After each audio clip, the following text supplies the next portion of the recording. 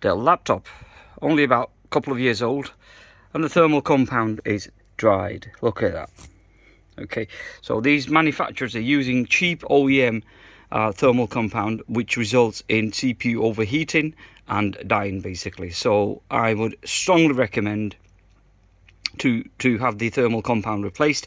If you can do it yourself, brilliant. If not, and someone else is working on the laptop, ask them, to sort of get this replaced with some decent thermal compound. For example, the Arctic MX4, MX5, these sort of compounds. There is Noctua and various other brand good quality thermal compound, but I tend to use the MX5 4s at the moment because I've got a huge batch of them to get rid of basically.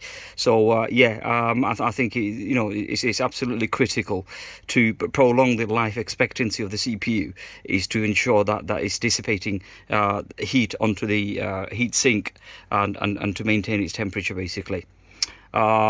So that's all, guys. Take care, bye for now, and I shall see you on next video.